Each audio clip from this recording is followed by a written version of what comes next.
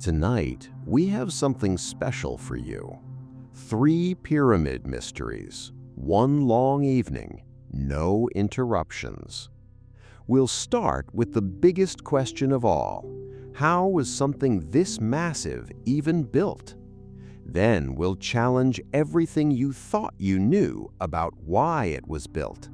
And finally, we'll follow the trail of a secret door that ancient writers swore they saw, but no one has found since. Lean back, get comfortable. This is going to be a long night. You'd think we know everything about them by now. Thousands of books written, satellite scans, archaeological surveys going back 2 centuries. The Egyptian pyramids, the most studied structures in human history. Then, in 2017, scientists X-rayed the Great Pyramid from the outside and found a massive hidden void inside, a room the size of a passenger jet that nobody knew existed. For 4,500 years, nobody, not one person. And that's just one of the secrets the pyramid had been keeping in plain sight. Corridors nobody talked about. Doors with handles inside shafts too small for a human body to enter. A full-sized boat buried at the base of the pyramid with no explanation, as if someone expected it to be needed. All of this is official, verified, not fringe theory. A last discovery was made literally last year. So if you think we figured out the pyramids, this video is going to change your mind. There's a moment that happens to almost everyone who stands at the base of the Great Pyramid of Giza for the first time. You've seen the photos, watched the documentaries, you figured you were ready. Then you step out of the car, walk across the hot sand, look up, and something in your mind just stops. The first thing that hits you isn't the size. It's the wrongness. The way it sits in that flat desert, as if it was dropped here from somewhere else. It doesn't look built. It looks like it simply is, like the desert grew up around it, not the other way around. And then the numbers start to land. 2.5 million stone blocks, each one weighing between 2 and 30 tons, laid with a precision that modern structural engineers openly admit they couldn't replicate today. No laser levels, no steel, no cranes. The difference between the longest and shortest sides of the base is less than 8 inches. Across a structure 755 feet wide, that's less than the width of your hand. On a construction weighing 6 million tons. The 4 faces are aligned to the cardinal directions with an accuracy of less than 0.15%. Most modern buildings don't achieve that. Most modern buildings don't even try. And it has been standing for 4,500 years. That last fact contains a strangeness that's easy to miss. Buildings from the 14th century are crumbling. 19th century bridges have been completely rebuilt. Stadiums from the 1970s were demolished before they hit 50. But this, built supposedly without the wheel, without iron tools, without written blueprints, has outlasted every empire that ever tried to claim it. Rome came and went. Alexander the Great stood in its shadow, and according to the accounts that survived him, wept, not from grief, but from the sudden, sharp awareness of his own smallness. Napoleon's soldiers used it for cannon target practice. The pyramid didn't notice. So the question that keeps historians, engineers, and a very large number of people up late at night comes down to one word: how? How did people do this? And more importantly, are we actually sure we know who those people were? In this video, we're going to go through everything we genuinely know about the pyramids. We'll separate hard evidence from educated guesswork, real mysteries from invented ones. We'll look at the people behind this project, the architect who designed it, the workers who built it with their hands, and the pharaoh who may have simply moved into something that was already finished. We'll work through the engineering puzzle that still stumps modern specialists. We'll look at what's been discovered inside these structures in the last 10 years while you and I were busy with our ordinary lives. And we'll sit honestly with the questions that still don't have answers. No aliens, no mystical energy portals, but things that are far stranger and more interesting than any of that. Let's start at the beginning. Actually, let's start at the moment just before the beginning, because that moment is more interesting than most people realize. We're told Egyptians built them. Fine. But how exactly? The standard story sounds clean. Workers quarried blocks, dragged them across sand, and hauled them up earthen ramps by the tens of thousands, stone by stone, year by year. It sounds reasonable until you do the math. Here's the number that really makes people question that explanation. To haul blocks to full height using a straight ramp, the Egyptians would have had to build a second structure, bigger than the pyramid itself. A ramp at least 1.25 miles long, 65 feet wide, strong enough to support multi-ton blocks, carts, and workers. It would have consumed more resources than the pyramid. And then they would have had to dismantle it without leaving a trace. Imagine trying to build a ramp taller than the pyramid itself just to reach the top, and then tearing it all down when you're done. That's the straight ramp theory. There's a simpler version, a spiral ramp wrapping around the outside. But then workers couldn't reach the outer faces to lay the casing stones. Another approach: levers, rollers, sleds. Researchers tested it. 15 men can move a 2-ton block. Multiply that by 2.5 million blocks. Then factor in the precision. Some casing stones fit so tightly you can't slide a knife blade between them. No iron tools, no written blueprints, no laser levels. Then there's the wild card theory. In the 20th century, chemist Joseph Davidovits proposed that the pyramid blocks weren't carved at all. They were cast in place from a kind of ancient geopolymer concrete, a mix of limestone, water, salt, and other ingredients. Pour it into a mold, let it set. Done. It sounds radical, but not insane. Some blocks show unusual features: air bubbles, layering inconsistent with natural rock. Lab analysis has found anomalous inclusions. But no molds have ever been found. No images of the process exist anywhere in Egyptian art. Not a word about it in any text. Just speculation. One man, though, definitely knew how to get through the pyramid, even if it took him years. In 820 AD, Arab Caliph Abdullah al-Mamun was determined to get inside.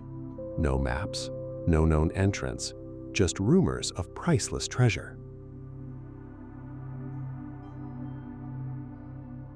His crew built enormous fires against the outer wall, heated the stone to red hot, then doused it with vinegar.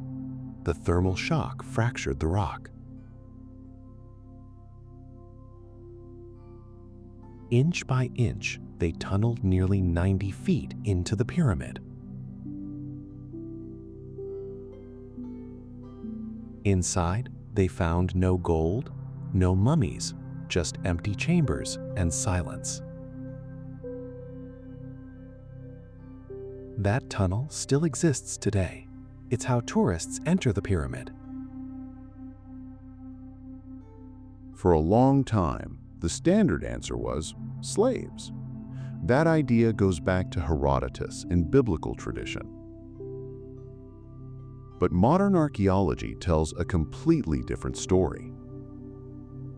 In the 1990s, excavations near Giza uncovered the remains of a workers' village, not crude huts, but a full settlement with bakeries, pottery workshops, and storage facilities.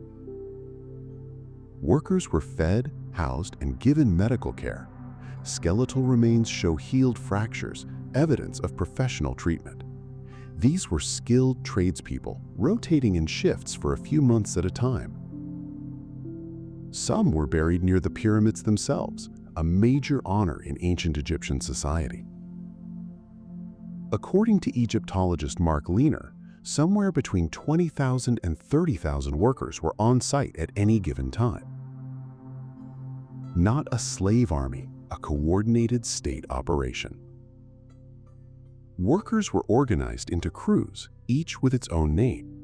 Graffiti from those crews survives to this day, written directly on the walls of small internal spaces built above the main chamber to distribute the structural load, areas untouched for thousands of years. One inscription reads, "Friends of Khufu." These weren't messages for history. They were just guys writing on the wall, the way soldiers carve their names into barracks. They were proud of what they were building.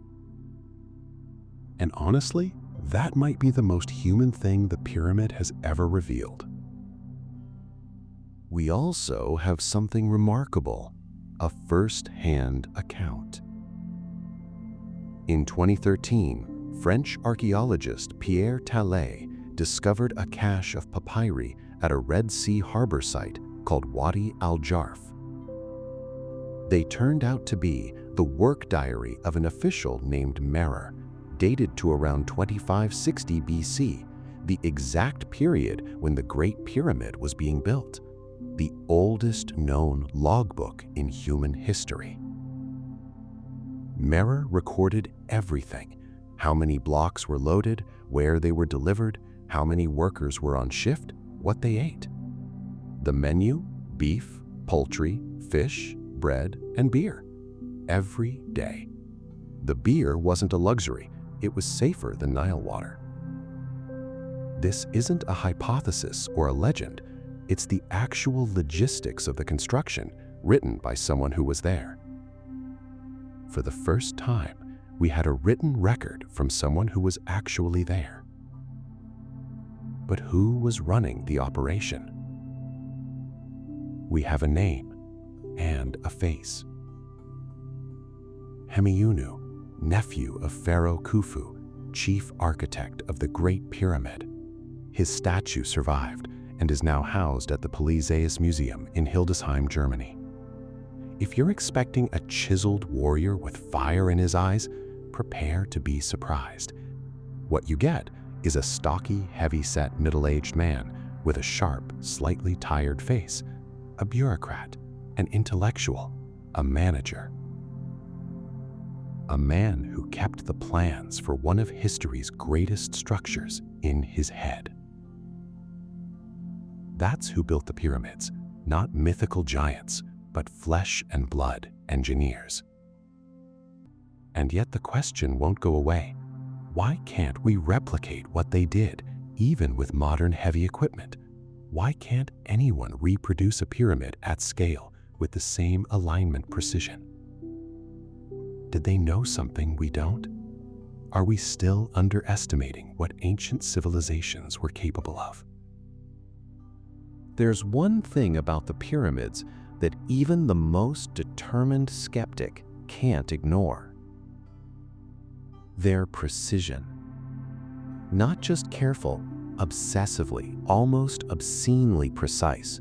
The kind of precision you'd expect from a modern research facility, not from Bronze Age stonecutters with copper chisels and rope. Picture this. You're standing at the base of the Great Pyramid. You're looking at a square with sides roughly 755 feet long, about 2 football fields end to end. Now measure one side, then measure the opposite side. The difference is a few inches, less than the width of your hand. You wouldn't be able to see it. And this was done 4,500 years ago. No laser levels, no GPS, no computers. The sides of the pyramid are also aligned to the cardinal directions, more accurately than many medieval European cathedrals built with plumb lines and generations of accumulated expertise. You can write off the perfect angles as obsessive craftsmanship, but the next detail makes that impossible. It proves we don't actually understand what this structure is. The pyramid doesn't have 4 sides. Not the way your school textbook showed you. The Great Pyramid of Khufu has 8. Each of the 4 faces is very slightly concave, indented inward by just a few inches. You can't see it from the ground. But imagine flying over the desert on the day of the spring equinox. The sun hits at just the right angle, and the shadow splits. Each face breaks into 2 distinct planes. That's exactly what British RAF pilot P.J. Groves saw in 1940, by accident, from a plane. Why builders added this complexity is unknown. It's not mentioned anywhere in any Egyptian text. And we're still not done. Inside, the blocks fit together so tightly you can't slide a razor blade between them. Why that level of precision in a tomb nobody was ever supposed to enter again? Enthusiasts point out that the pyramid's proportions contain pi and the golden ratio, and those numbers do show up when you run the measurements. But even if you throw all of that out, you're still left with a raw fact. The level of precision is hard to explain based on the tools we think they had. An ordinary Egyptian tomb was a small room with clay and mud brick walls. What's standing next to it is something else entirely. Either we're missing something, or this was never just a tomb. All right. Let's assume the simple answer is correct. It's a tomb. Then explain 3 things that don't fit. First, where are the mummies? Not one of the 3 great pyramids at Giza has ever yielded a body, just empty stone sarcophagi. And there's no evidence of looting. The walls aren't damaged, the ceilings are intact. A tomb that apparently never held a corpse. Second, where are the inscriptions? Every Egyptian tomb of that era is covered in texts and images, prayers, spells, scenes from the afterlife. The walls of the Great Pyramid are completely bare, not a single hieroglyph. The most monumental structure in Egyptian history, and total silence on the walls. Third, Herodotus. He's the one who first wrote down the story that this was Khufu's tomb. But think about it. The guy who gave us the tomb theory visited Egypt 2,000 years after it was built. That's like us writing a history of the Roman Empire based on a game of telephone. Take that for what it's worth. Now, there are reasonable explanations for each of these. The missing bodies could indicate looting we haven't detected, or burial customs we don't fully understand yet. The bare walls may reflect a specific religious tradition reserved for royalty. And Herodotus, while working 2,000 years after the fact, wasn't operating in total isolation. The official version does have genuine support. Mortuary temples adjacent to the pyramid, ritual reliefs, Ushabti figurines, all of it points toward a funerary function. And according to mainstream dating, the Great Pyramid was built around 2580 BC for Pharaoh Khufu, over roughly 2 decades. In ancient Egyptian religion, the pharaoh was a living god, the earthly embodiment of Horus. At death, he became Osiris, lord of the dead. His tomb had to match that status, not a vault, but a house of eternity. Those 3 questions, though, don't go away. And then there's the awkward artifact. A stone slab, basically an ancient billboard known as the inventory stele, found in the 19th century at the base of the pyramid. The text carved into it has Khufu himself describing the pyramid as an existing structure, saying he merely conducted restoration work, not that he built it from scratch. If that's true, the whole official timeline collapses. The pyramid predates Khufu, and we have no idea who actually built it. Egyptologists have declared the stele a late forgery. Most believe it was created centuries after Khufu's reign, during a period when earlier history was being actively rewritten. Its implications were simply too inconvenient. But the authenticity of the physical object itself has never been seriously challenged. If it's a forgery, who made it? What was the motive? The debate is still open. You'd think that after 5,000 years, every inch of the pyramids has been examined. What could possibly be left to find? Apparently, a lot. And the most stunning discoveries have been made in just the last few years. 2017, muon tomography. Scientists used a technique called muon tomography, essentially a giant X-ray using particles from deep space that pass straight through solid rock, and got a detailed scan of the pyramid's interior. The result? A massive unknown void directly above the Grand Gallery, roughly 100 feet long, about the length of a basketball court. No entrance, no exit, no inscriptions, no sarcophagus, just empty space at the heart of the monument. We don't know what's in there, and that's not a figure of speech. Humanity genuinely doesn't know because there's currently no way to reach it. 2023, a hidden corridor. The Scan Pyramids project scores again, a 9-meter passage behind the original entrance to the pyramid, rectangular, clean-cut, roughly 6.5 feet across. This isn't a crack in the rock. Someone made it deliberately. Why? Some researchers think it redistributes structural load. Others believe it leads to another hidden chamber. But the mysteries aren't just inside the pyramid. They're buried all around it. 2024, the Western Cemetery. Using ground-penetrating radar, a Japanese-Egyptian research team detected a strange subsurface structure in the necropolis area near the Giza Plateau, roughly 33 by 49 feet, up to 33 feet deep. An old tomb? A temple? Nobody knows yet. And nearby, back in the 1950s, 2 pits were found beside the pyramid, each containing a disassembled wooden boat made from Lebanese cedar. One was restored and is now on display, nearly 144 feet long. These solar boats were meant to carry the pharaoh into the afterlife. But one of them showed traces of Nile silt. It had actually been in the water. When? Why? All of these finds happened recently, not 100 years ago, now in our lifetime. If we're still discovering corridors and voids nobody knew existed, then what we can see may be only a fraction of what's there.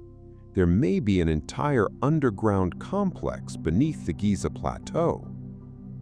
Everything we thought we knew, might just be a rough draft. And here's where every discussion about the pyramids gets dangerous. This is where things start getting speculative. There are a lot of them, and they vary wildly in how well they hold up. We'll look at just 3 worth taking seriously. First, acoustics. Some researchers studying the King's Chamber have noted that the room resonates at around 110 Hz. The interpretation is controversial, but some neuroscientists have suggested this frequency may shift the brain to a more receptive state, dulling critical thinking and amplifying imagery. The same frequency has reportedly been measured in ancient rock-cut temples in Malta. Whether this was intentional design or coincidence, nobody can say for certain, but it's a measurable finding, not just mysticism. Second, astronomy. The 3 pyramids of Giza, viewed from above, mirror the layout of the 3 stars in Orion's belt, the constellation the Egyptians associated with Osiris, god of the dead. Every year, Orion disappeared from the night sky for exactly 70 days, the same amount of time the mummification process took. Then it came back. Coincidence? Possibly. But the internal shafts of the pyramid point at specific stars with a precision that rules out coincidence in the design. This is still a hypothesis, no direct proof exists, but it's built on real astronomical data, not guesswork. Third, a lost civilization. The most radical theory that serious researchers still entertain. The idea is that the pyramids were built not by the culture we call ancient Egypt, but by predecessors whose knowledge was eventually lost. This explains the sudden leap from simple flat-roofed rectangular tombs called mastabas to the masterpiece of Khufu, and why everything that came after was a decline, not a continuation. Some geologists point to water erosion patterns on the body of the Sphinx.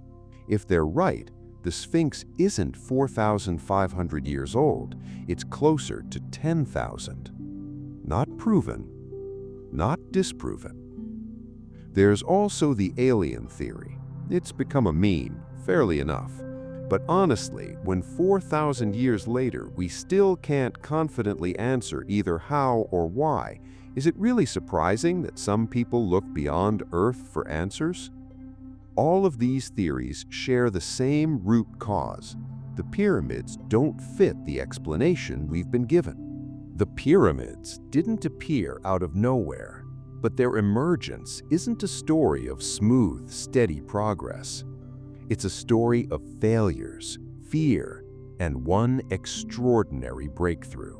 It starts with Imhotep, priest, architect, physician, astronomer. Around 2650 BC, he designed the first stepped pyramid for Pharaoh Djoser at Saqqara. 6 terraced levels, a tower reaching toward the sky. Imhotep is the first person in history whose name has survived as the name of an architect. Not a king, not a general, a builder. His name is carved into Djoser's statue alongside the royal name. 1,000 years later, Egyptians deified him as a god of wisdom and healing. The Greeks identified him with Asclepius, their god of medicine. The man who invented the pyramid became a god. What followed was a string of failures. The Egyptians tried to build smooth-sided pyramids and kept running into problems. At Medum, the casing collapsed. The structure couldn't support its own weight. At Dashur, something even more revealing happened. Partway up, the builders suddenly changed the angle of the slope, making it shallower. Why? The ground was settling, where the architects got scared it was going to collapse. These weren't gods. They made mistakes, second-guessed themselves, improvised as they went. The bent pyramid still stands today, a monument to engineering anxiety. And then, suddenly, Khufu. Sneferu's son takes everything that came before, every failure, every lesson, and builds something nobody has ever matched. Where did that leap come from? We don't know. But here's what we do know. After the Fourth Dynasty, it all goes downhill fast. Pyramids get smaller, weaker, fall apart faster. Which raises the obvious question, why is the very first one a masterpiece and everything that followed looks like a budget knockoff? If this was a gradual human learning curve, that's not how learning curves work. We're living through something remarkable. We now have robots exploring shafts that haven't been accessed in thousands of years. Lasers scan the pyramids layer by layer. Muons pass straight through massive stone walls. That's how in 2017 we found the enormous void above the Grand Gallery, confirmed simultaneously by 3 independent research groups and published in Nature. Satellites measure stellar alignments. Ground-penetrating radar and thermal imaging reveal what the naked eye never could. And the work isn't stopping. Right now, researchers have several things in their queue that should make your jaw drop. Radar data shows a rectangular structure beneath the Sphinx's paw, possibly a chamber or a tunnel. Nobody's gotten there yet. The Scan Pyramids team is still working on the hidden corridor found in 2023. They believe it leads to another room. And a Japanese-Egyptian team is preparing to drill at the anomaly site discovered near the Giza Western Cemetery in 2024. We found voids, hidden corridors, traces of technology that shouldn't exist for that era. And still, no definitive answer. We're standing in front of an enormous ancient book, reading it blind, page by page, not knowing whether it's an instruction manual, a prayer, a message, or just the noise of an age we can't fully hear. Thousands of years, millions of tons of stone, engineering that still doesn't have a clean explanation. We don't know exactly how it was built, and after 4,500 years of study, we're still finding rooms and corridors nobody knew existed. We started with a question: how do you even believe any of this is real? Maybe it gets easier when you stop thinking about the pyramids as monuments to gods and start thinking about them as the work of people. Ordinary people with names, logbooks, and graffiti on the walls. People who failed, adjusted, and tried again. The pyramids don't have all the answers, but they do have one. When humans truly commit to something, the results can last forever.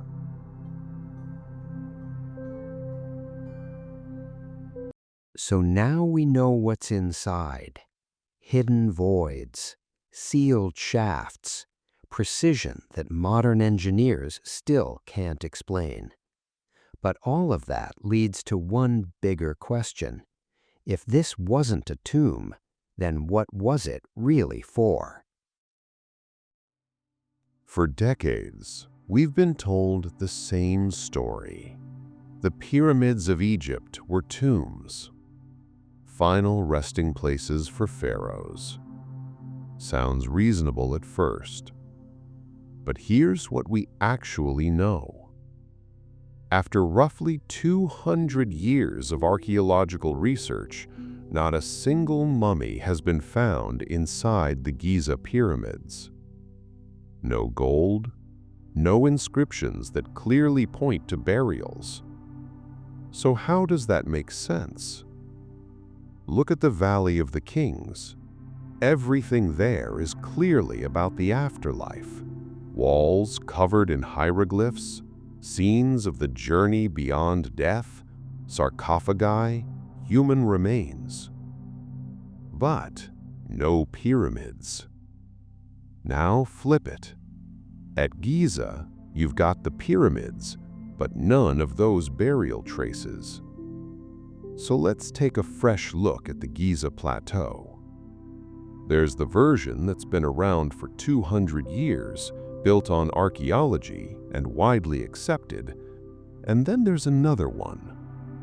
The second version comes from engineers and scientists, and it raises questions the first version can't fully answer. Today, we're diving into both. But if the pyramid isn't a tomb, then what is it? The Great Pyramid is the largest of them all. It basically defines the whole site.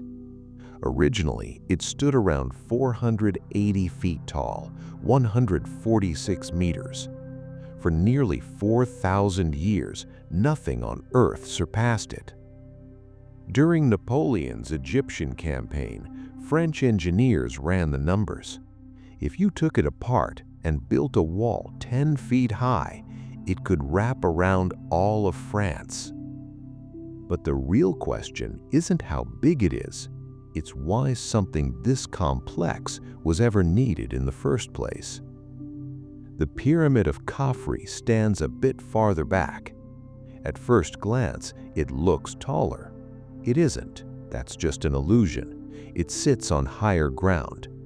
In a way, it feels like it's adjusting to the first pyramid, not competing with it, but fitting into a larger layout, like a component in a system with a specific role to play. Then there's the Pyramid of Menkaure, noticeably smaller, almost half the height. Next to the first two, it feels almost secondary. But here's the paradox. Inside, it's more complex. The internal layout is more intricate, and the lower section is faced with massive blocks of red granite, still intact today. So if these are just tombs, why is the smallest one reinforced with the strongest material and built with the most complicated internal structure? That's where the logic starts to fall apart. Compare this to other major ancient builds. The Colosseum was designed as an arena, and everything inside serves that purpose. Seating tiers, the central floor, underground passages for animals. The Parthenon was built as a temple, and every detail reflects that. But when you look inside the Great Pyramid, narrow shafts, sealed chambers, sloped passageways at precise angles, you don't see anything that clearly fits a burial. What you do see looks more like some kind of system. One pyramid, the largest, dominates. The second, set higher, supports the overall geometry. The third, smaller but more complex inside, reinforced with granite. This doesn't look like three independent projects. It looks like a system, one where each part complements the others. Look closer at the differences: size, angles, materials. They're not random. They vary exactly where variation would make sense if this were a unified design, not three rulers competing for glory. Something else entirely. Why build something this precise, this massive, this complex for a single purpose like burial?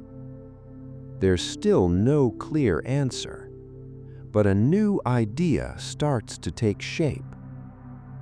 What if we've been misunderstanding these structures from the very beginning? And the real shock isn't how they were built, but who was the first to look at them in a completely different way.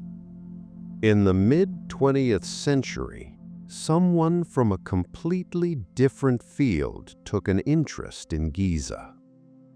His name was Edward Kunkel. He was a mechanical engineer by training.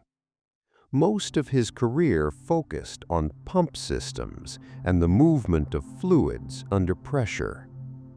His mindset wasn't tuned to rituals or symbolism. It was tuned to pressure, flow, and how systems actually work.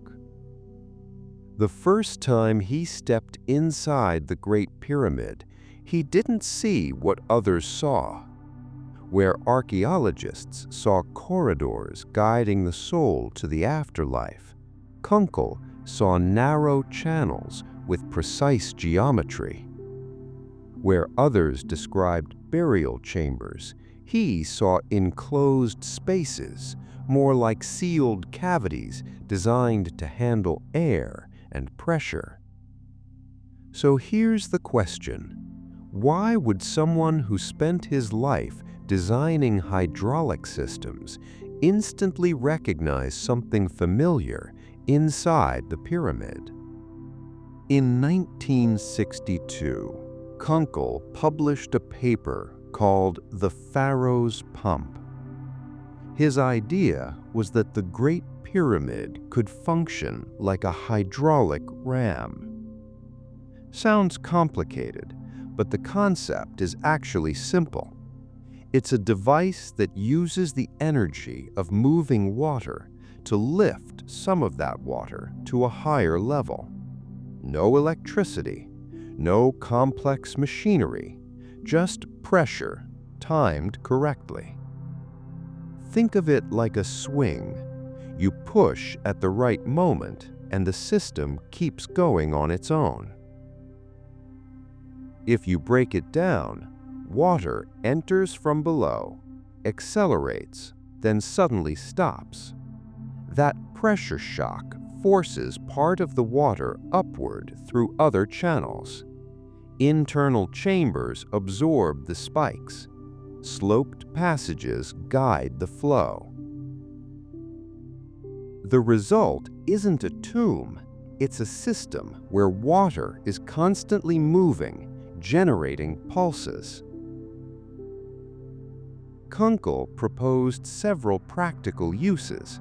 He believed a structure like this could have lifted water onto the plateau, irrigated nearby land, or supported construction itself. And this wasn't just a loose theory. In 1959, he patented a hydraulic design inspired by the pyramid's internal layout. The engineering behind it was solid. Still, the academic world barely reacted. The idea was simple. The pyramid stands in a dry environment, so there couldn't have been water. End of discussion. Even though, at the time, there was already evidence that the Nile's level had been significantly higher in the past and that aquifers might exist beneath the plateau. Those points were largely ignored. And this is where it starts to feel like more than just competing theories. It's two completely different ways of thinking. On one side, a historical interpretation focused on symbols and rituals. On the other, an engineering approach focused on function and system behavior. Which one is right? Still an open question. But one detail makes this story especially compelling. Kunkel's idea could have stayed a hypothesis if decades later someone hadn't decided to test it, not on paper, with their own hands. Enter John Cadman, a hydraulic engineer specializing in systems where pressure, flow, and precision are everything. His approach was straightforward. If there's a working principle inside the pyramid, it should be reproducible. So he built a model, not a rough sketch, a physical structure. Every element replicated the pyramid's internal geometry, just scaled down. Concrete, steel, exact angles, defined volumes, as close to the original as possible. It took years. The first attempt didn't work. The second didn't either. The third failed again. Water moved through the system, but it behaved like ordinary flow, no special effect, no self-sustaining motion. Instead of giving up, Cadman started tearing the model apart and comparing it to the original design. Each time he found the same thing, tiny deviations that seemed insignificant, a slightly altered angle here, a simplified shape there, a small missing protrusion somewhere else. And those small details turned out to be critical. The system didn't tolerate even the slightest inaccuracy. A deviation of just a few millimeters and it stopped working. So here's the uncomfortable question. If this really is just a tomb, why refine the geometry to a level where even a tiny error completely changes how the system behaves? The breakthrough came when Cadman stopped treating it like a standard plumbing system. This wasn't just about flow, it was about rhythm. Repeating pressure pulses that build, reflect, and amplify each other. Like a wave returning at just the right moment, adding force to the next push. Like a heartbeat, not random movement, but a controlled cycle. Once he accounted for that and replicated every element precisely, the system finally worked. Water began moving in a defined cycle. At regular intervals, powerful pressure pulses formed, and the process continued without constant external input. According to Cadman, the system entered a self-sustaining mode. He published these results on his own website. They weren't peer-reviewed, but the experimental logic is hard to ignore. If a modern model only works when the pyramid's geometry is replicated with precision, can that geometry really be accidental? Cadman found that the system didn't run continuously, it pulsed. This wasn't steady flow like a pipeline, it was closer to a heartbeat or breathing, a rhythmic process with clear cycles. And that's exactly what he reproduced. When everything was calibrated correctly, the pulses emerged on their own, no external forcing needed. And now we hit the most uncomfortable question of all. If a modern engineering model only works when the pyramid's geometry is copied exactly, what does that say about the people who created that geometry? Coincidence or precise calculation? The official explanation offers a simple answer. In ancient times, water was used to transport stone blocks. That's it. But in Cadman's experiment, water behaves differently. It becomes an energy source, something that starts and sustains the entire system. And that changes how the pyramid looks. It no longer feels like a passive structure. It starts to resemble a device, something designed to work with flow and pressure. But to be fair, this theory does run into a serious problem. If there really was a hydraulic system inside, it would have required a strong, stable water source. And today, all you see around the pyramids is desert. That's the main argument against it.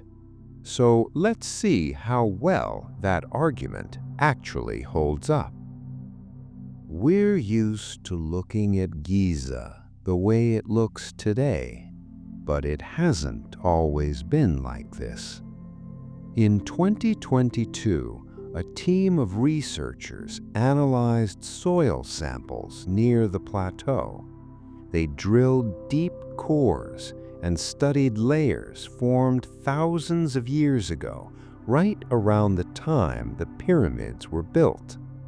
What they found was striking: large amounts of pollen from plants that only grow in consistently wet environments.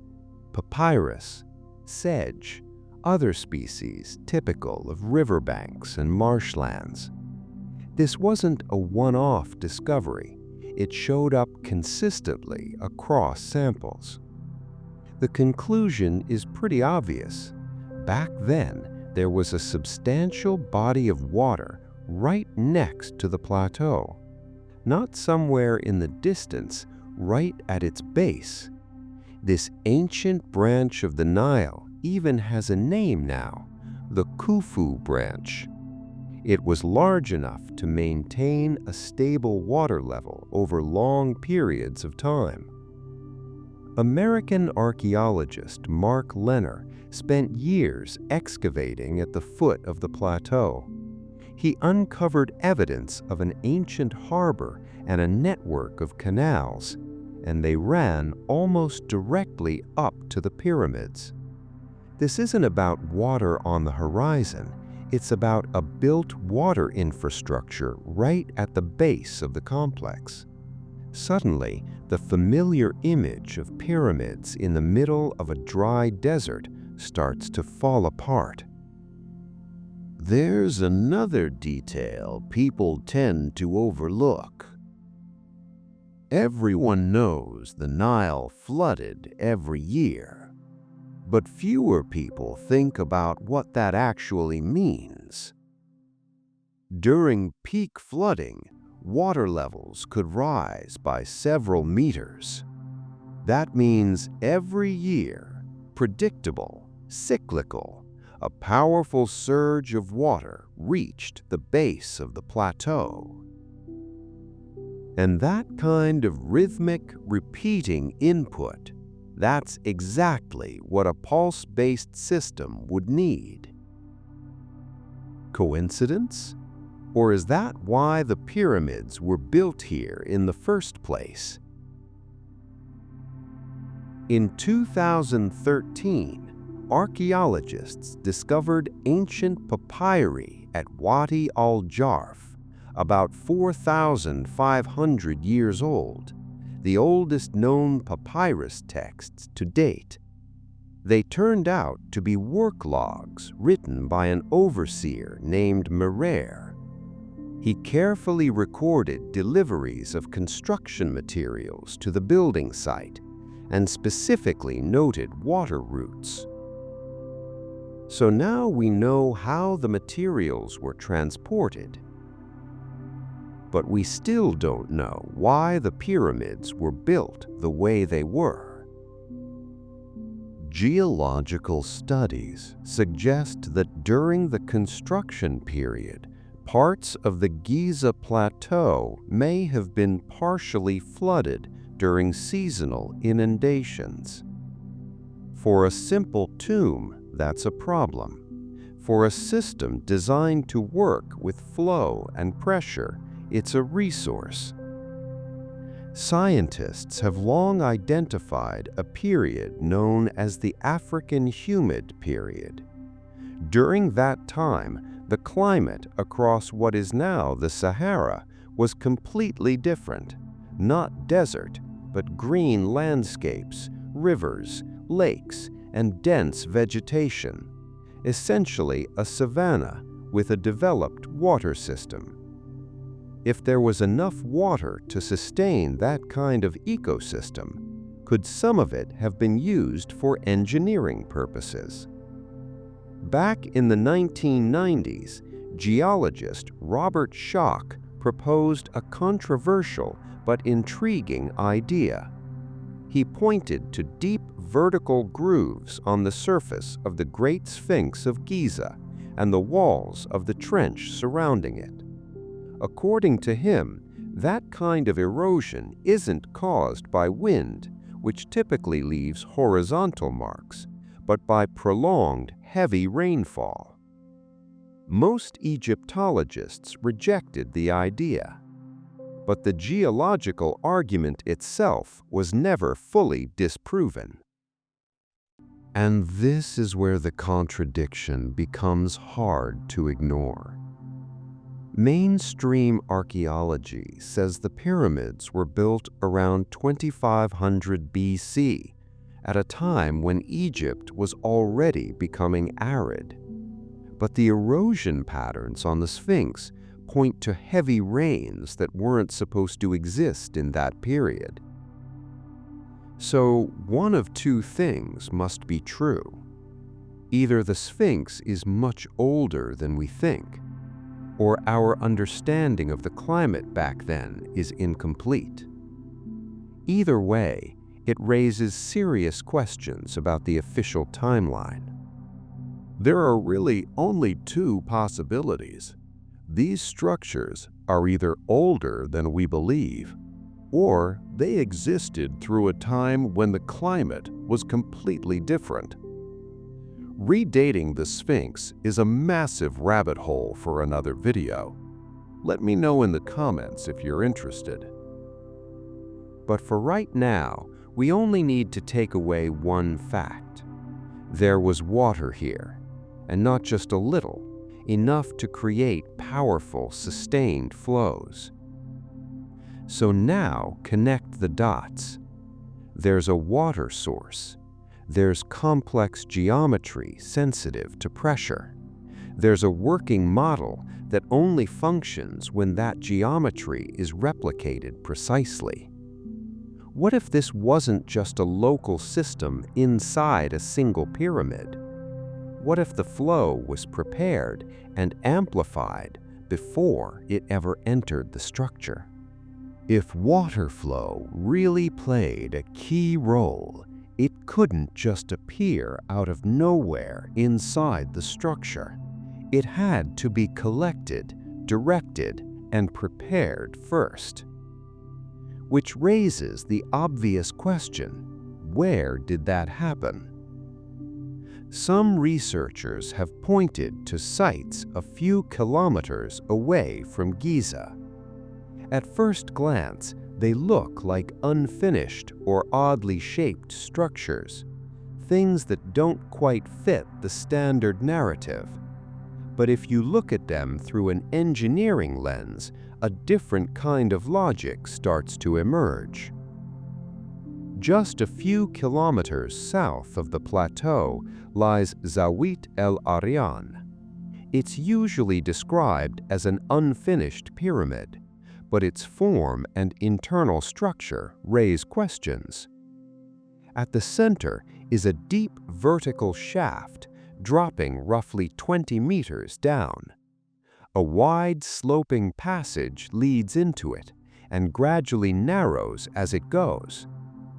From a burial standpoint, that narrowing doesn't make much sense. It's completely impractical for a burial. But from a fluid dynamics perspective, it's a familiar principle. When a flow passes through a narrower space, its velocity increases. Slightly pinch a hose and the stream shoots out faster. That passage may not have just guided water. It could have accelerated it before it dropped into the shaft. At the bottom, the shaft is lined with massive granite blocks, one of the hardest materials the ancient Egyptians used. Why use granite in a place that, according to the official version, didn't serve a critical function? But if high-speed water was crashing down into that space, granite make perfect sense as protection against erosion. During excavations in the early 20th century, after a heavy rain, the shaft quickly filled with water. Then, just as quickly, it drained. Not slowly, like normal absorption, but with noticeable movement.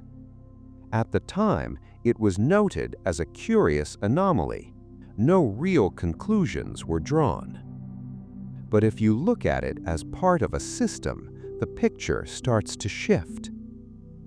Now, move north of Giza to Abu Rawash. Today, it looks little more than a ruined foundation. But compare it to the southern site, and something interesting appears. It almost mirrors it. A similar layout, a deep central section, a sloped descent, and most importantly, a difference in elevation.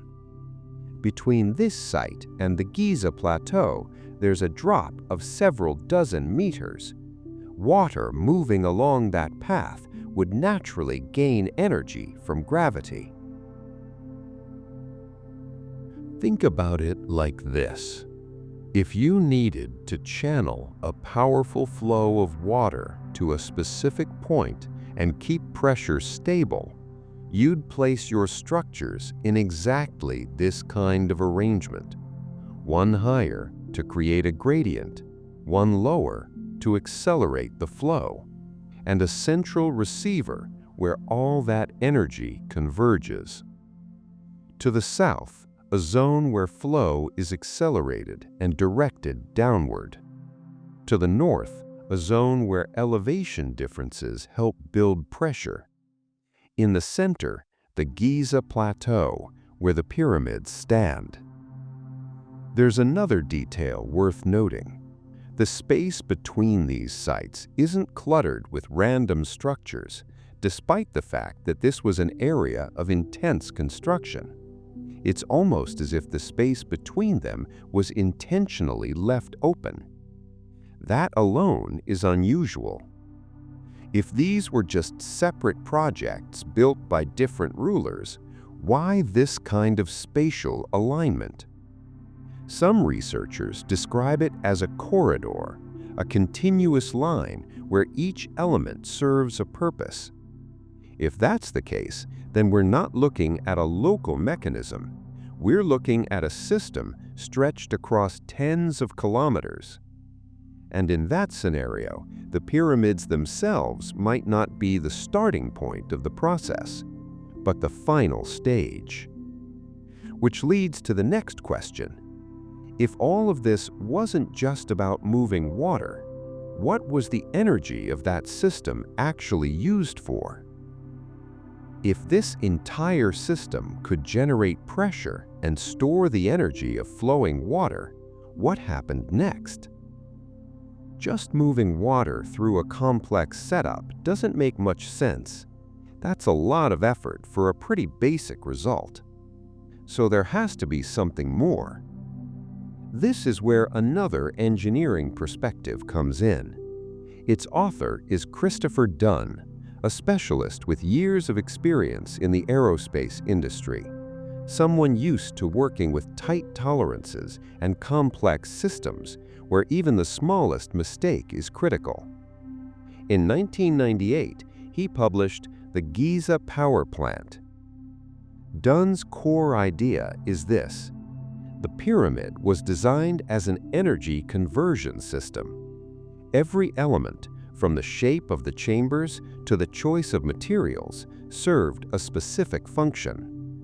But when he studied the structure, what caught his attention wasn't water flow, it was how the structure itself behaved. The Giza Plateau isn't just a place where pyramids sit. It's a massive limestone foundation, and limestone transmits vibrations well. If powerful pressure pulses travel through that base, it doesn't just absorb them, it carries them. The entire bedrock starts acting as part of the system. Water creates pulses. Those pulses travel through the foundation. The pyramid responds to them, almost like it's picking up a rhythm. At that point, we're no longer talking about basic hydraulics. This starts to look more like a tuned instrument, where not just force, but frequency matters. When you apply force at the right frequency, a structure can amplify vibrations. That's resonance. Same principle as in music. One string can make another vibrate, even if you never touched it. Or think of soldiers marching in step across a bridge. The force doesn't increase, but the frequency lines up, and suddenly the bridge starts to sway. If the pyramid was tuned to specific frequencies, it wouldn't just receive energy from water, it could amplify it. And this is where things get really interesting. Inside the pyramid, certain areas aren't made of limestone at all, but granite, a denser material, rich in quartz. And quartz has a property you interact with all the time. Press the button on a kitchen lighter, you get a spark. That's the piezoelectric effect. Mechanical pressure turns into an electric charge. No battery, no chemistry, just compressing a crystal. It's the same principle used in sensors, microphones, and quartz watches today. Now, look at the material choices. Limestone is used where you need mass and vibration transfer. Granite is used where you need a response to that vibration. That's not random. If you're just building a tomb, you don't carefully separate materials based on functional roles. And those granite blocks aren't scattered randomly either. They're concentrated in specific areas, most notably in the so-called King's Chamber. But if you stop looking at it as a burial room and start looking at it as an engineered space, it feels more like a resonator. Think of the body of a guitar. It amplifies the sound of the strings, not by adding energy, but by directing it correctly. Or think of a combustion chamber in an engine, a confined space where energy isn't lost, but concentrated. That matters because the piezoelectric effect only works under mechanical stress. So here's the simple question. Why would ancient builders haul massive granite blocks, the hardest material to work with and transport, into the very core of the structure? If not to make it respond to vibration, then why? A static quartz crystal does nothing. It needs movement, compression, vibration, which means for that granite to activate, you first need those pulses coming from water, from resonance, from rhythmic pressure waves moving through the entire structure. One process triggers the next. Everything connects. So what happens if massive granite blocks are constantly exposed to rhythmic vibrations? The answer is pretty straightforward. They start to respond and generate an electrical effect. The chain of logic holds together. Water creates pulses. The plateau transmits vibration. The pyramid amplifies it. Granite responds, converting mechanical stress into electrical effects. At that point, the pyramid stops looking like architecture. It starts to feel less like a building and more like a machine. Which leads to the next question. If energy was being generated, where did it go? Any system that produces something needs an output. And this is where attention shifts for the first time, to the very top. The apex of the pyramid isn't decorative. Every line converges upward. All structural forces are directed to that single point. The entire geometry is focused there. Historically, we know the pyramid was once capped with a special stone, a pyramidion, often coated in a material that reflects light extremely well. In a system where energy moves upward, the apex is the natural release point. If you step back and look at the whole picture, a system that gathers flow, amplifies it, transforms it inside the structure, and then channels energy upward, what does that resemble? A power plant. Now, I'm not saying this was a power plant in the modern sense. No wires, no turbines, no familiar infrastructure. But strip away what we usually picture and focus on the core principle, and the resemblance becomes hard to ignore. Any power system has the same basic stages: a source of energy, amplification or storage, conversion, output. Now map that onto Giza. Source: flowing water. Amplification: the complex geometry of channels and elevation differences. Conversion: vibration and resonance inside the structure. Output: the apex of the pyramid. In modern energy systems, resonance is often used to amplify signals without significantly increasing energy input. We've already seen that same principle inside the pyramid, repeating pulses reinforcing each other. Connect all these elements and you get a surprisingly coherent picture. And now we come back to the three pyramids, but this time we see them differently. Not as three similar monuments, but as components with distinct roles inside a larger system. The Great Pyramid is the largest, the most structurally complex. It contains granite chambers at key points.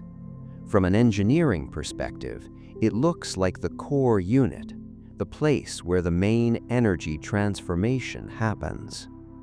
The Pyramid of Khafre sits higher due to the terrain and has steeper faces. A steeper angle affects how forces are distributed. Greater elevation changes potential differences. In system terms, this structure could serve as an amplifier or stabilizer. It may not generate energy itself, but it helps the system stay balanced. The Pyramid of Menkaure is smaller, but more intricate inside, with partial granite casing. If the first is the core, and the second stabilizes the system, the third might handle final processing or closure of the loop.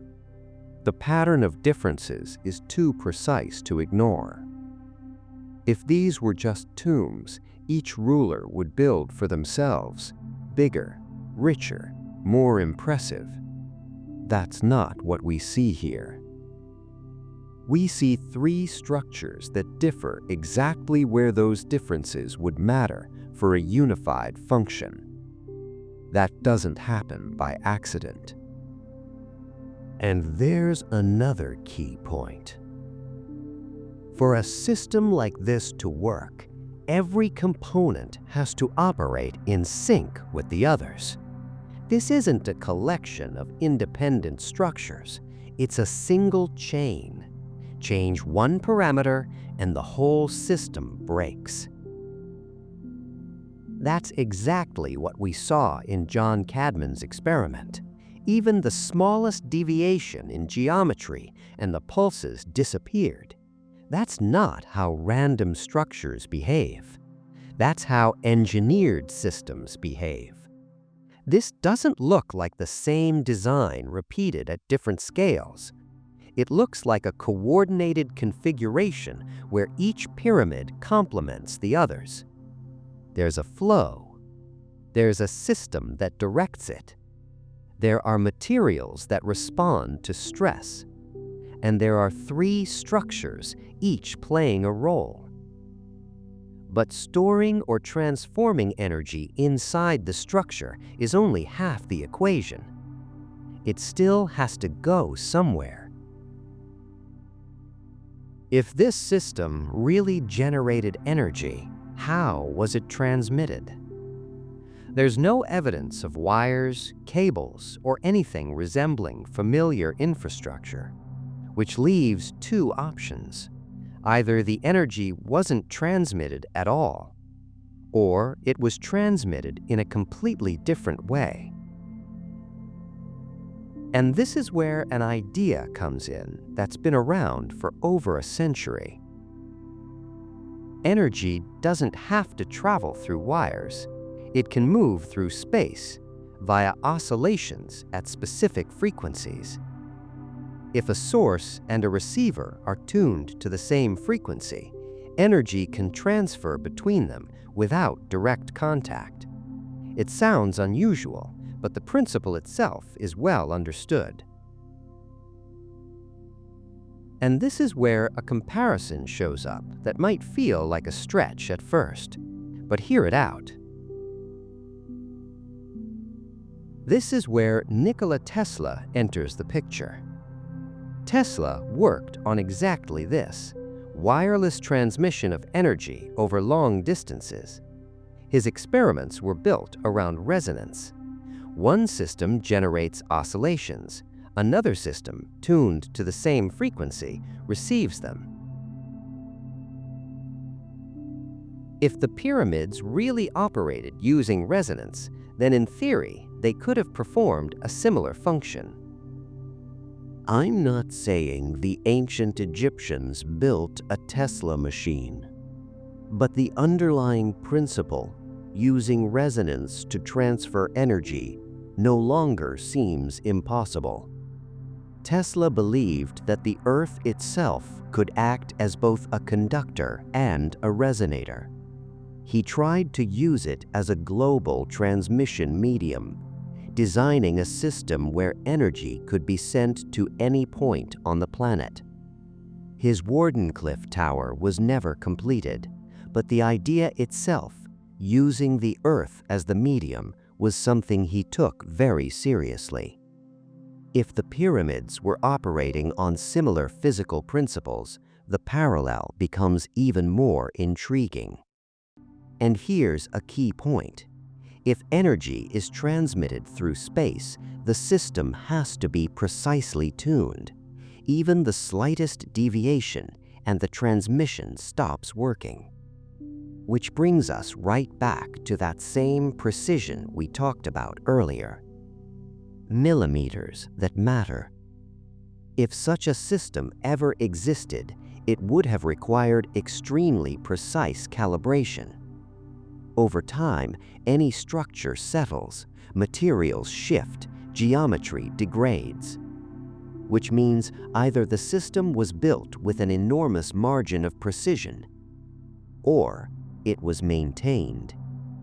And either scenario suggests a level of physical understanding we don't usually associate with ancient Egypt. Now, I'm going to pause here deliberately, because beyond this point, it's very easy to drift into speculation. So let's draw a clear line between what we know and what remains hypothetical. What is supported? There was water. The geometry works when replicated precisely, shown in John Cadman's experiment. Granite with quartz responds to vibration. That's basic physics. The plateau can transmit oscillations. Everything else is a logical extension, but still unproven. And one final question. What would allow a system like this to run continuously, not just once? The answer, again, points back to water. Water flows in, builds pressure, triggers pulses, and as long as the source remains stable, the system could, in theory, keep running. That's why the Khufu branch near the plateau matters so much. not just as a transport route, but as a constant input for the entire mechanism. The pyramids have been standing for 4,000 years. We scanned them with muon tomography and discovered hidden voids we didn't even know existed.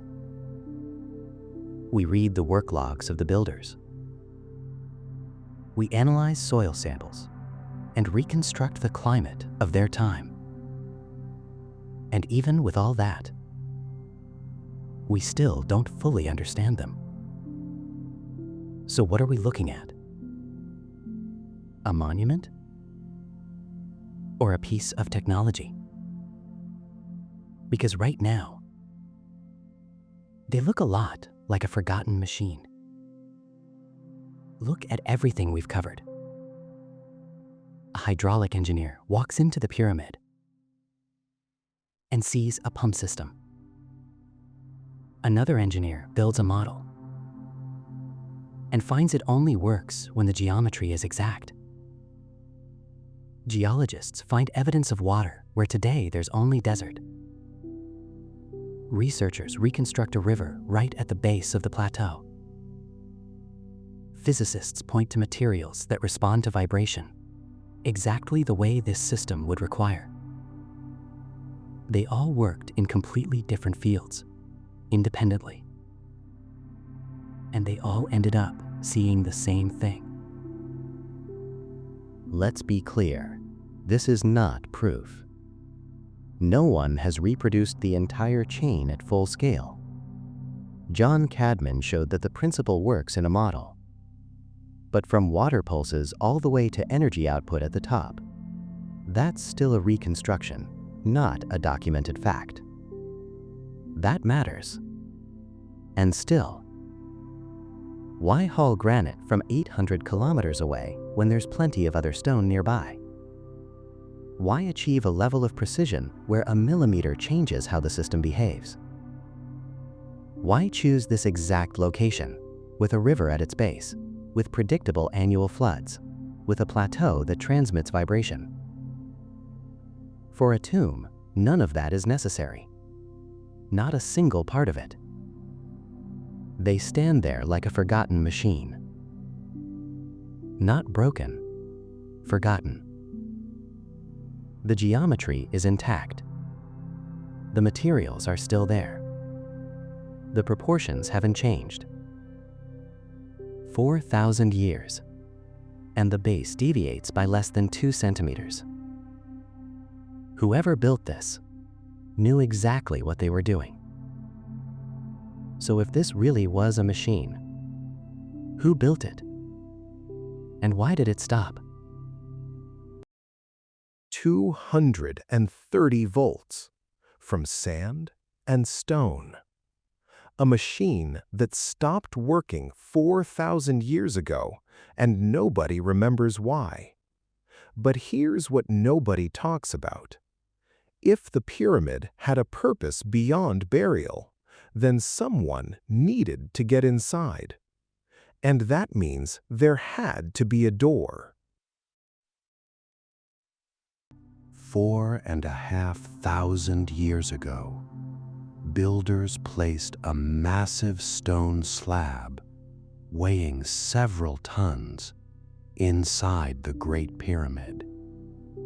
And yet, according to ancient writers, one person could open it with nothing but his bare hands.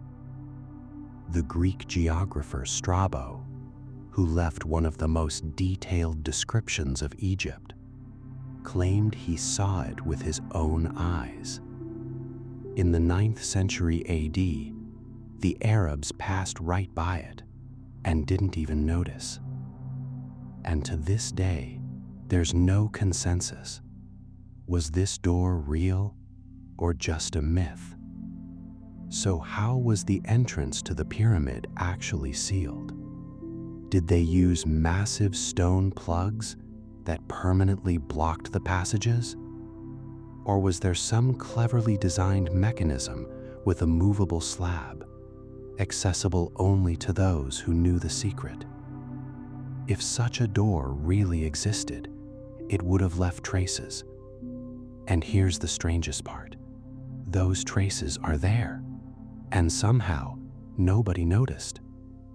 We've got 3 starting points: Strabo's account, the design features of the corridors, and some mysterious holes in the bent pyramid.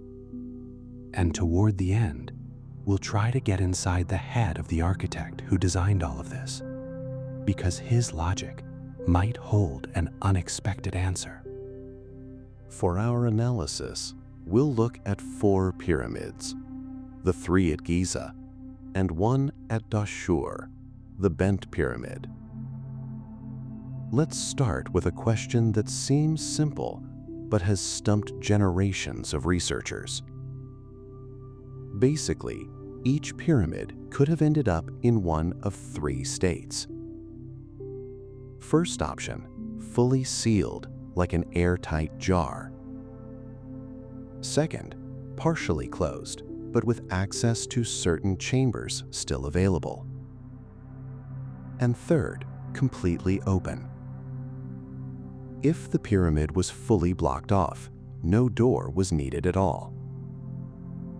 But if access was intended, then there had to be a way to open it. And that means we can try to figure out what problem the architect was solving. The key here is sticking to facts that are actually confirmed. Now let's look at how they built these pyramids. Each new level was laid slightly smaller than the one below. And that difference is what created the slope of the outer faces. It's kind of like 3D printing today. Layer by layer, the structure rises. Except instead of plastic, you've got massive stone blocks, weighing anywhere from 2 to 70 tons. And here's the crucial point. When the builders reached the level of the entrance and the ascending corridor, all of that space was still open from above. No narrow passages, no low ceilings. They could freely place large blocks, shape them, and fit them precisely. The stones that today couldn't possibly be dragged through those tight corridors were put in place early on. Then the layers above were added, permanently sealing everything inside. So here's the real question. If construction goes from the bottom up, at what stage do you install the door? Hold that thought. It'll explain a lot later. Because understanding how a pyramid was built is one thing. Understanding how it was sealed is something else entirely, and that's where things get really interesting. British archaeologist Flinders Petrie, widely considered the father of modern Egyptology, was the first to seriously tackle this question. In his book, The Pyramids and Temples of Giza, he laid out a problem that still keeps researchers up at night. After thousands of years of destruction, looting, and interference, reconstructing the original state of these pyramids is incredibly difficult. But Petrie's reasoning holds up. If the passages had been completely blocked from the entrance all the way to the smooth outer stones, no door would have been necessary. And yet, at least 2 ancient sources, either directly or indirectly, mention the existence of a door or steps leading to one. That fact alone raises questions. If everything was sealed shut, why mention a door at all? But logic alone isn't enough. We need testimony. And it exists, left by people who lived thousands of years after the pyramids were built. But if the door was real, someone saw it. And that leads to an even more uncomfortable question. Why can't we find it today? The 2 most important sources are Strabo and Diodorus Siculus. The latter was a Greek historian from the 1st century BC who traveled extensively and described Egypt in great detail. Let's start with Strabo. In his Geography, he writes the following about the Great Pyramid. At a certain height, there's a movable stone that can be lifted, and behind it lies a sloping passage leading to a burial chamber. Think about that. That's weirdly specific, and it refers to a time long before Al-Mamun's tunnel, the route through which, supposedly, people first broke in. If Strabo laid it all up, where did that level of detail come from? Maybe he saw other pyramids, like the Bent Pyramid, and drew conclusions by analogy. But that's too specific to be a coincidence. Imagine an ancient explorer actually opening that door. He'd descend through the sloping corridor, pass right by the hidden entrance to the king's and queen's chambers, and end up in the subterranean chamber. Most likely, Strabo assumed that was the main burial vault. He had no idea about the other rooms deeper inside the pyramid. Now let's turn to Diodorus. He doesn't mention a door directly, but he does include an interesting detail. He's not describing the Great Pyramid, but one of its neighbors. Most scholars think he's referring to Khafre's pyramid, though some argue it's Menkaura's. Diodorus writes that steps were cut into one side of the pyramid. He doesn't specify where exactly the entrance to the Great Pyramid, or Menkaura's pyramid, was located. If those steps simply ended at a smooth outer stone, the whole idea of concealment falls apart, because the entrance location becomes obvious. There are a few possible explanations here. Either the steps were originally part of the design, leading to one or even two entrances, or by Diodorus's time, the entrance had already been breached, and the steps were added later for convenience. So here's the picture. Strabo explicitly describes a movable door in the Great Pyramid. Diodorus mentions steps that might have led to an entrance. But that's just a guess. Ancient texts alone can't settle this question. Yes, their descriptions are compelling, but we can only draw real conclusions after examining the structure of the pyramids themselves. And if everything we see next lines up with Strabo's account, we'll have to admit he wasn't making it up. He actually saw this door. Because words can be distorted or invented, but stone is always an honest witness. There's a reason some researchers are convinced the entrance corridor was once completely blocked. They point to distinctive grooves in the floor, arguing these were made when someone tried to extract granite plugs. But here's the strange thing. The floor is made of extremely hard granite, while the walls and ceiling are softer limestone. Simple question. Why would you chisel the hardest surface when there's much softer material right next to it? It would have made far more sense to work through the walls or ceiling. On top of that, as Petrie noted, if plugs had been systematically removed, this would have inevitably left marks on the surrounding surfaces. The walls and ceiling would show damage, but there's nothing like that. There's one more detail that breaks this theory. Let's say someone managed to extract the plugs before the Arabs began their intrusion. Then why would that person have stopped at the triangular block concealing the entrance to the ascending corridor? the very block that only shifted during the excavation of Al-Mamun's tunnel. It's a dead end.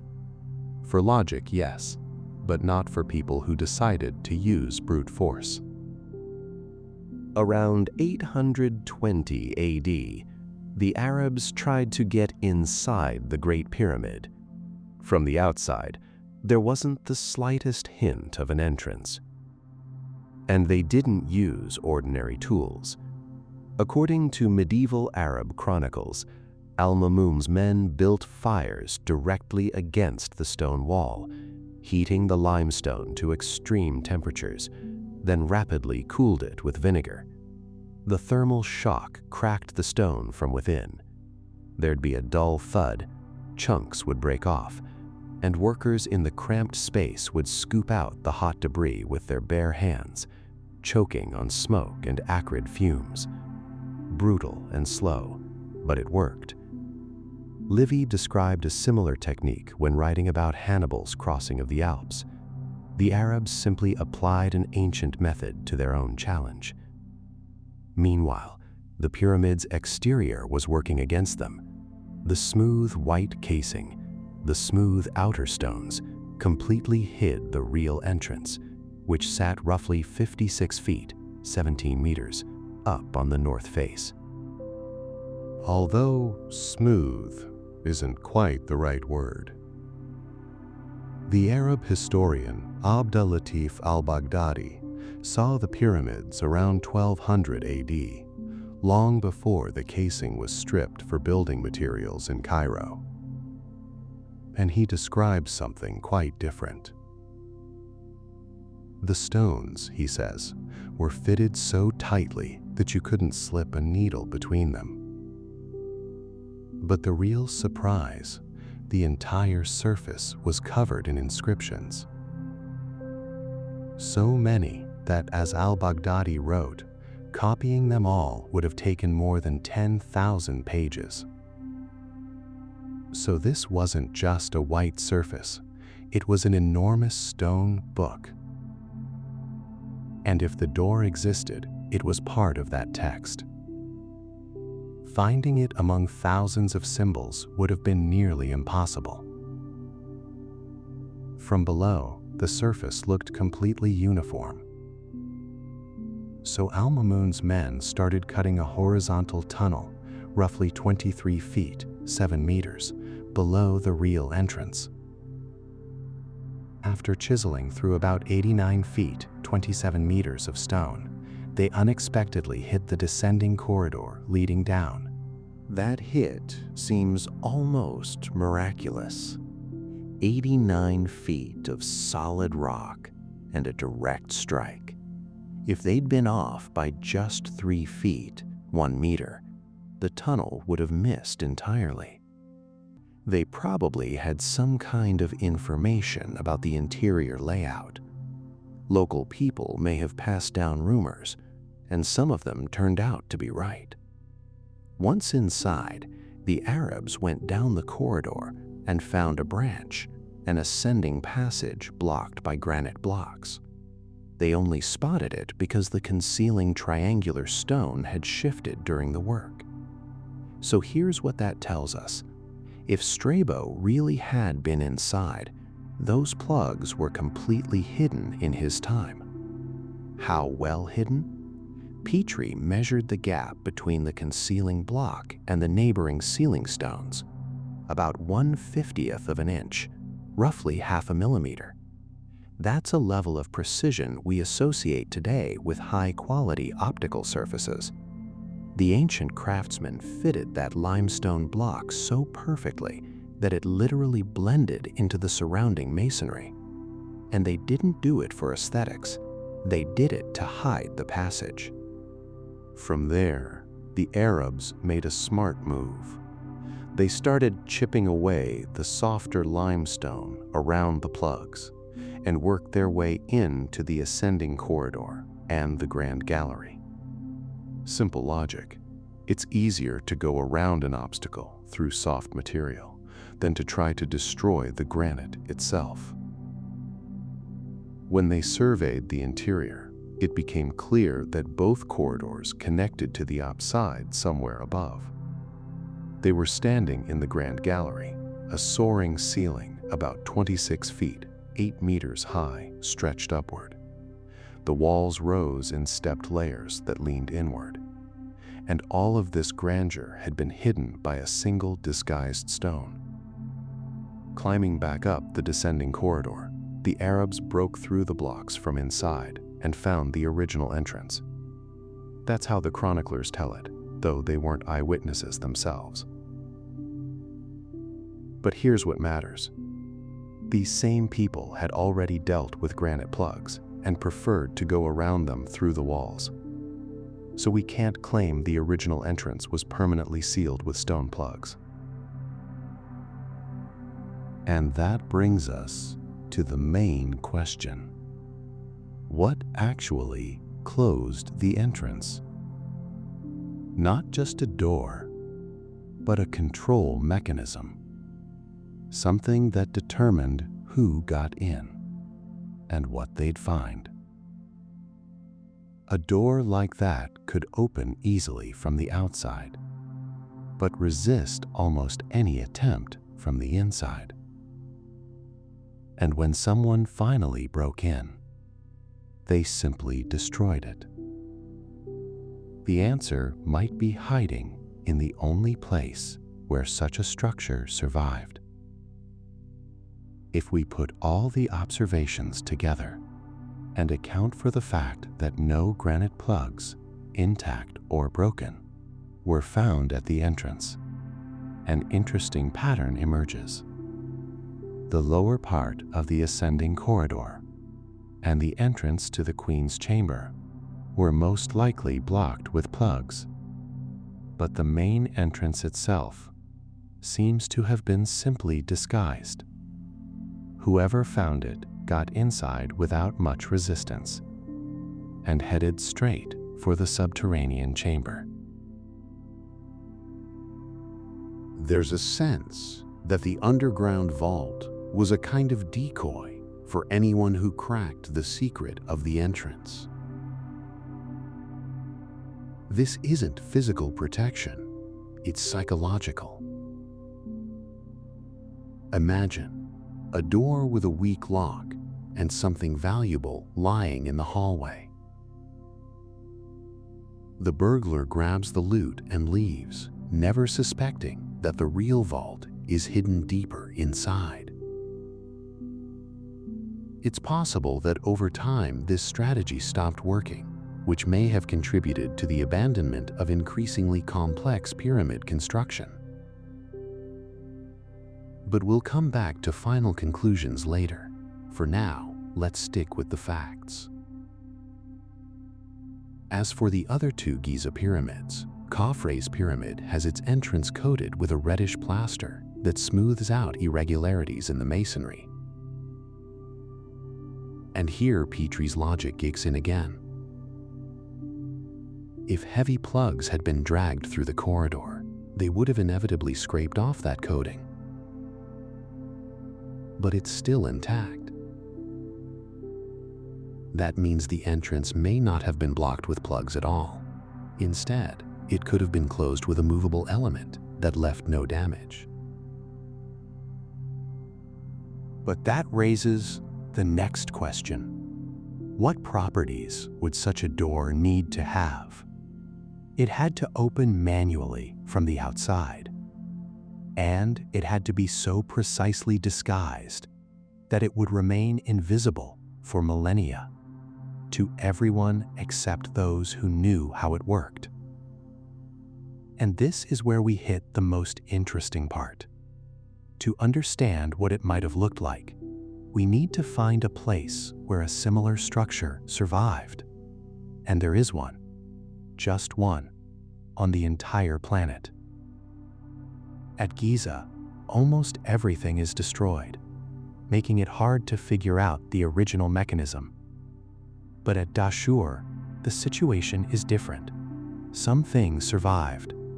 That's why the bent pyramid is our only chance to see a possible door in something close to its original form. The dates matter here.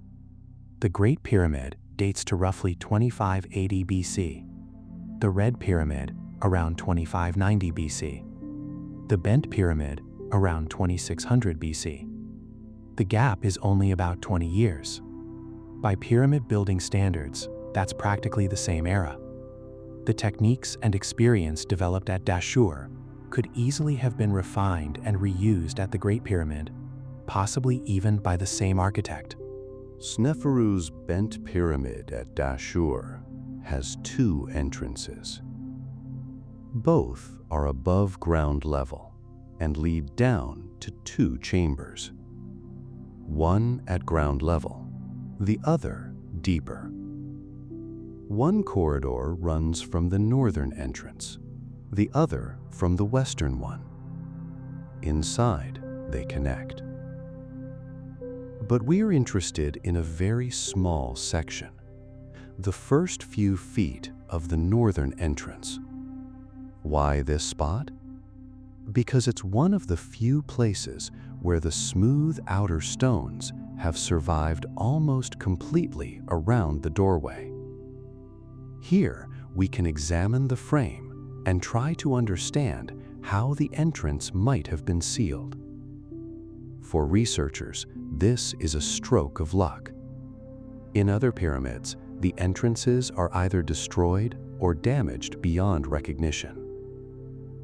Petrie noticed marks on this frame that hinted something. A movable door, similar to the one Strabo described, may have existed here too. The frame has two holes, roughly fist-sized, about 3 to 4 inches in diameter.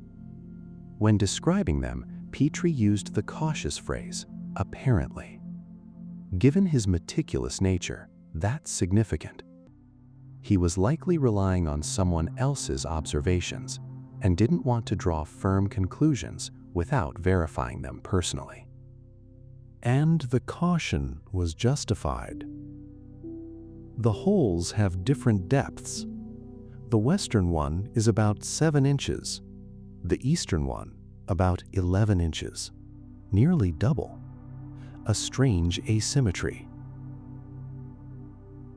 And here's the really unfortunate part. After a 1964 study by Maraiolio and Rinaldi, those holes were filled with concrete during restoration. There's no way to re-examine them now. Looks like a case where restoration did more harm than good. So the bent pyramid gives us an idea of what the door might have looked like. But as soon as we ask how it actually worked, things get a lot more complicated. Now, here's where things start to fall apart. On paper, Petrie's idea sounds brilliant. A massive stone door, perfectly balanced, rotating on metal pivots, something one person could actually move. He figured the holes on the sides of the frame were sockets for bronze pins. You'd embed the pins in the door, set it in the frame, and carefully calculate the center of gravity so the front was just a tad heavier than the back. That slight imbalance would hold the door shut, front edge tipping down, back edge pressed tight against a groove cut into the ceiling. And yet, because the whole thing was nearly in balance, a single person could swing it open.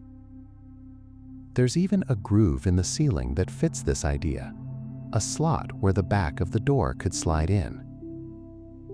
Petrie also thought there might have been a small wooden panel attached at the top and bottom, though the floor is destroyed and there's no trace of a lower fastening. And this isn't just a wild guess. In the Temple of Luxor and in several New Kingdom tombs, archaeologists actually found real stone doors on bronze hinges. Granite and alabaster slabs weighing hundreds of pounds, rotating on bronze pins set into stone sockets. These aren't hypothetical. They existed and they worked. So the Egyptians clearly knew the concept. The question is whether the builders of the Fourth Dynasty could have scaled it up to fit a pyramid entrance. At first glance, it all sounds pretty elegant. But once you try to picture it in real life, it gets messy fast. First, there's the oversized lintel, the large stone beam above the entrance to the bent pyramid. If the whole point was to hide the entrance, you'd expect that beam to blend in with the rest of the smooth outer stones. But it doesn't. It's noticeably bigger, almost like a signpost saying, "The door is right here." You could argue it the other way. Maybe they weren't trying to hide the entrance at all, just to mark it. In that case, the ceiling was more decorative than functional. Most likely, that oversized beam was a deliberate choice to highlight the entrance, especially since the bent pyramid only has 2 of them. Second, and this is the real killer, the geometry just doesn't work. The door is wider than its opening. When the bottom edge lifts up, the top has to swing back along an arc. But the upper part of the frame simply doesn't allow that motion. The door would jam the instant you tried to open it. It's like trying to open a hatch that's bigger than the hole. No matter what angle you try, something's going to get stuck. Then there's the installation problem. If the gaps between the door and the frame are razor thin, which they'd have to be to hide the joint, getting the door into position in the first place becomes a nightmare. You can't just secure one pivot and rotate the door so the other pin slips in. It'll hit the edges. It's like trying to maneuver a big couch through a narrow doorway. You just don't have the angle. You could imagine another approach. Mount the bronze pins in the frame first, then lower the door onto them through special slots. That might make installation possible. But the jamming problem doesn't go away. The only way around it would be to reshape the top of the door into a slight curve and place the pivot right below the widest point. Then it would move almost like a wheel, rolling around its axis. But this is insanely hard to pull off in stone. The radius of that curve has to precisely match the distance to the pivot. The slightest deviation, and the whole mechanism locks up. Stone doesn't forgive that kind of imprecision. There are a couple of alternative designs that other researchers have proposed, and they're worth a quick mention. One idea is a wedge door, basically a big pie-shaped stone that swings inward, fitting into both the ceiling groove and the section of floor that's now missing. The problem? It could only open part way before hitting the ceiling of the passage. Anyone trying to get through would have to squeeze under it in a U-shaped maneuver. Not exactly practical. The other idea is a slab door, where you push the bottom of the stone inward first, then lift the whole thing up and prop it in place. But that design is even worse, too heavy, too unstable, and honestly kind of dangerous. So every option, whether it's Petrie's elegant pivot system or the cruder wedge and slab designs, runs into the same wall. The stone jams. A door that size simply can't swing freely in a tight opening without hitting the frame. Now, if we try to apply this question to the Great Pyramid, the situation is even tougher.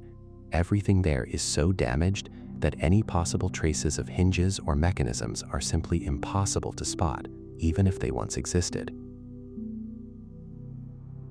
We already know the 9th century Arabs couldn't find the original entrance and broke in below it. The marks from their work are still visible around the entrance. But here's the thing.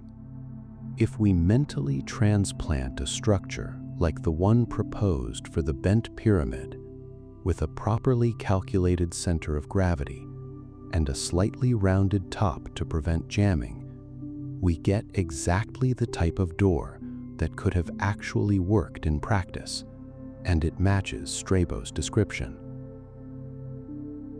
It's hard to believe Strabo just happened to guess the one design that would actually function, a design where the stone matches the angle of the smooth outer casing, stays invisible, holds itself shut by its own weight, yet opens with a push of about 50 to 60 pounds of force. He describes the interior exactly as someone would see it if they didn't know about the hidden ascending corridor. He noticed exactly what was accessible and missed exactly what was deliberately concealed. If this door design doesn't really work in the bent pyramid, then what were those holes actually for? Right at the entrance to the passage, there's another detail, a hole in the floor. And some researchers have proposed an entirely different interpretation of the whole setup, based specifically on this feature. Let us start with those upper holes, the ones at different depths. The difference is roughly the width of a palm, about 4 inches. That gap would allow a beam to be inserted into the frame. On top of that, there are additional sockets in the walls that could have been used to create mechanical advantage.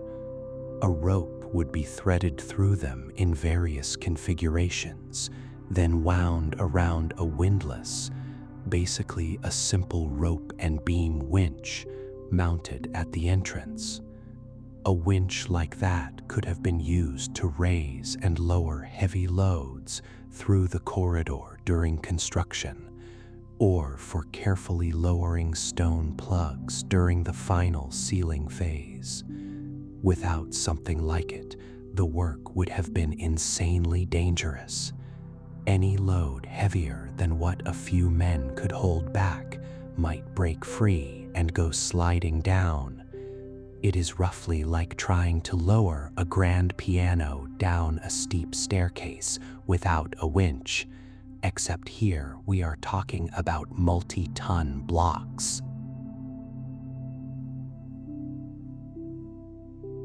Now, here's where the ceiling groove starts to make a lot more sense. Think about how hard it would be to control a heavy plug in a sloped passage. You can't just tip it into the shaft and hope for the best. Instead, with this groove, the block could first be raised to the entrance level and slid in horizontally, pushed straight into the passage on a flat plane. When it reached the back edge of the groove, its own weight would tip it forward, and it would start its descent down the corridor. At that point, the back end would be held by a rope, wound around the winch beam mounted in the frame. Without that groove, the block would have had to be positioned immediately at the corridor's angle. The slightest miscalculation, and it would jam or slip away. And here's a clever detail about the floor. It could have been left intact until the very end. When they were ready to seal the passage, they'd remove the top layer of the floor, and that missing section would act as a stopping point, preventing the plugs from sliding further down the shaft than intended. The bevel at the entrance also played a key role. It allowed precise control over how deep the plug sat. You'd insert the plug from below, tilt it back into the frame, and check the fit. If something was off, you'd pull it back out, trim it down, and try again. Little by little, you'd shave away material until you got a perfect fit. That's how you could achieve the kind of precision we see in these structures.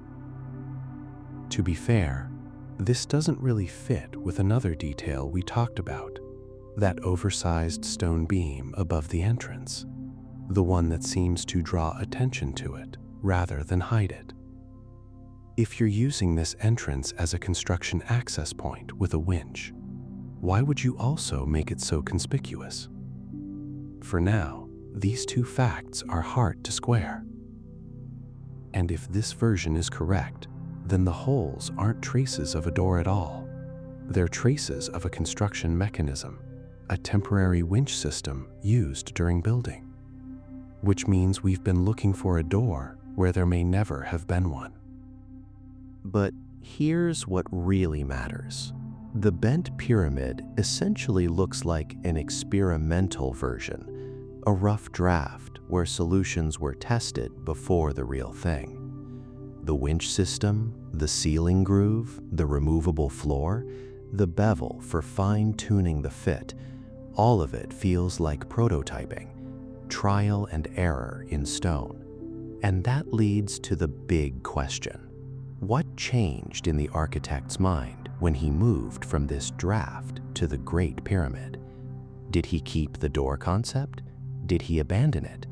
Or did he turn it into something else entirely? And this is where things get far more interesting, because maybe the door was never built for the engineers at all. Even if we figure out the mechanics, it still won't answer the main question. Why was any of this necessary? Let me be upfront about something. What follows isn't fact. It's my interpretation. I don't like building hypotheses without saying so first, so I'm being straight with you. This is just my way of trying to figure out the logic of an ancient engineer, drawing on human behavior that, strangely enough, hasn't changed much in thousands of years. Sure, trying to get inside the head of someone who lived 4,500 years ago is risky business, but let me show you how I got here. Let's start with one assumption. There was a movable door in the Great Pyramid. Just imagine it existed. Then the question becomes, what could it do that a solid blockage couldn't? For the ancient Egyptians, this may not have been purely an engineering decision. The word they used for a pyramid entrance, Ra-nen-Ra-Stau, translates as mouth of mystery or lips of the hidden one. That alone suggests they saw the pyramid as a living body, with the entrance playing the role of a mouth through which rituals passed. In the pyramid texts of the 5th and 6th dynasties, there are spells addressed to the door of heaven and the leaves of the horizon that must open before the pharaoh. A solid wall can't open. A sealed passage won't let anyone through.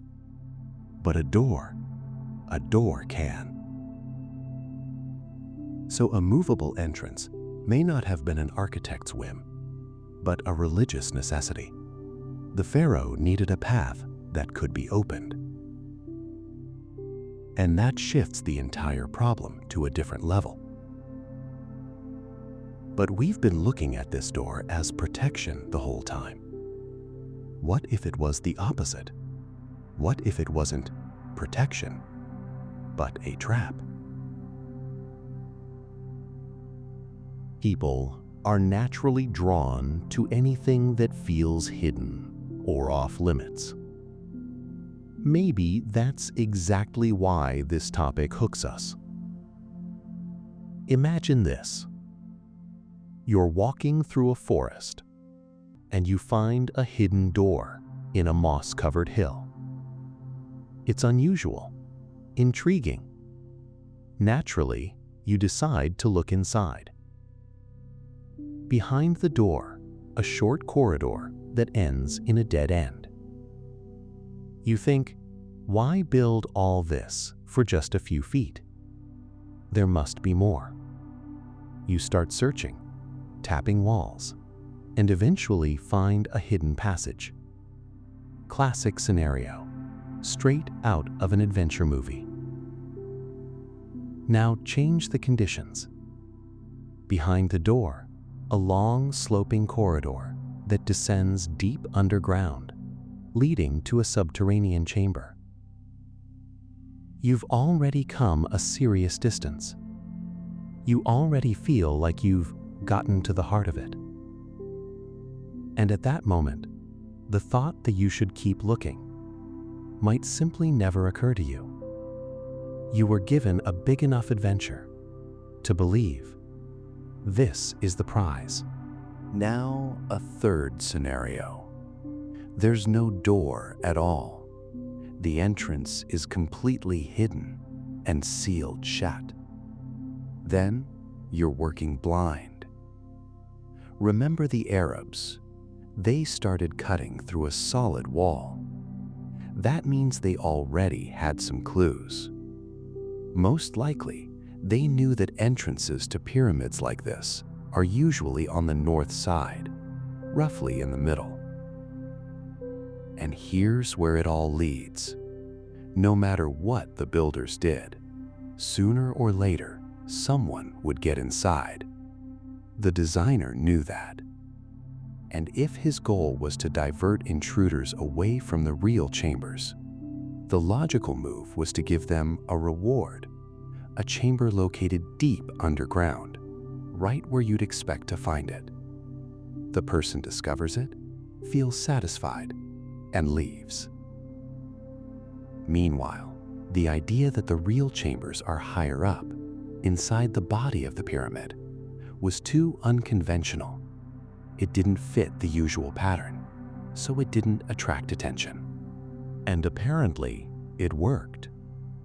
For over 2,000 years, from the time of Khufu to the era of Al-Mamun, the king's and queen's chambers remained untouched. The Greeks went inside. The Romans did too. They all descended, reached the subterranean chamber, and were sure, mission accomplished. Nobody looked higher. The passages to the upper rooms stayed sealed, and might have remained a secret forever, if not for a single accident.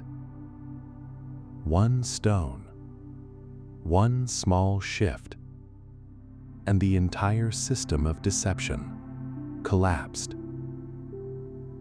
This project was designed to last for ages. Inside the pyramid, they created a multi-layered system, an entrance leading to a false target, a perfectly fitted concealing block, accurate to 0.5 millimeter, hidden plugs, behind an invisible turn. But this wasn't just stone protection. It was a system built on psychology. Each layer provided just enough information for a person to think, "I found everything there is to find," and stop. Anyone who reached the subterranean chamber after a long descent through darkness felt like a conqueror. They'd reached the goal, and the last thing that would have crossed their mind was to go back and start searching for hidden passages somewhere above. It turns out the door served an entirely different purpose. It didn't protect, it directed. The ancient architect was essentially playing a game against future tomb robbers, and that game lasted thousands of years. He won round after round, until chance decided everything. Not a mistake, not a break-in. A stone simply shifted. A game that played out over thousands of years ended because of an event that couldn't have been predicted. 4,000 years of flawless strategy, and one accident changed everything. It might be one of the most impressive matches in history, and one we'll never fully be able to judge.